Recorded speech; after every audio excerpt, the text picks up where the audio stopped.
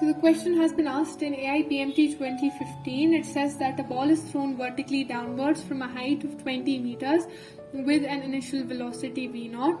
It collides with the ground, loses 50% of its energy in collision, and rebounds to the same height the initial velocity v0 is. So what we're given in the question is that there is a ball and is thrown vertically downwards from a height of 20 meters above the horizontal level with a speed of v0, right? With an initial speed of v0. And the fact is that when it collides with the ground, it loses 50% of its kinetic energy in the collision.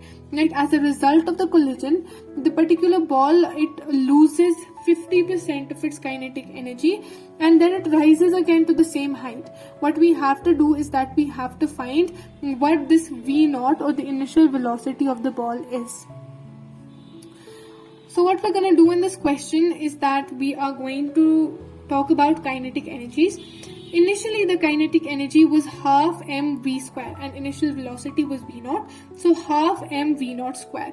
And final kinetic energy is that it loses 50% of its kinetic energy. So initially it had a certain kinetic energy, that was its initial kinetic energy, and out of that it had lost 50% of that kinetic energy. So kinetic energy initial minus 50% of that kinetic energy.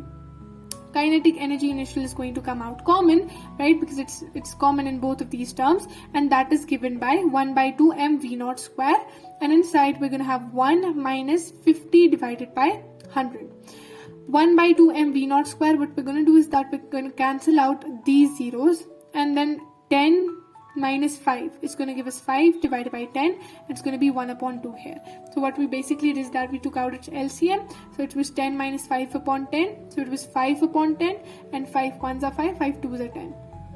So we know that half mv0 square is our initial kinetic energy, so it's going to be 1 by 2 of our initial kinetic energy. So initial kinetic energy was half mv square, and final kinetic energy is 1 by 2 times of initial kinetic energy. And how do we get to know that? We use the general information given the question, that it loses 50% of its kinetic energy, and then we found what the kinetic energy finally would be in terms of the initial kinetic energy.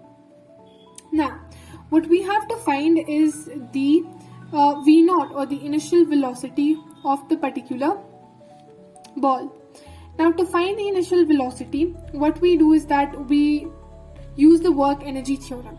The work energy theorem states that the total work that is done by all of the forces, be they conservative or non-conservative forces, it's going to be equal to the change in kinetic energy. Now, the only work done in this particular, if you look at this particular setup, the only work done here is the work done by gravity if we ignore the air resistance. So the work done by gravity is written as mgh. mgh, and that's going to be equal to the final kinetic energy minus the initial kinetic energy.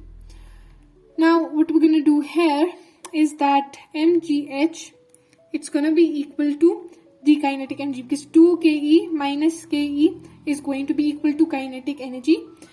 So what we're going to do now is that mass into acceleration due to gravity into height. So that's going to be equal to half of m v0 square. So m is going to cancel out with m. 10 into 20 multiplied by 2, that gives us 400, is going to be equal to v0 square. But we remove the square and we root it from the other side. What we get is that v0 equals 20 meter per second. 20 meter per second, right? So we basically find the kinetic energy, final kinetic energy minus the initial kinetic energy, right? We do that and then we get the answer from here, that is 20 meter per second.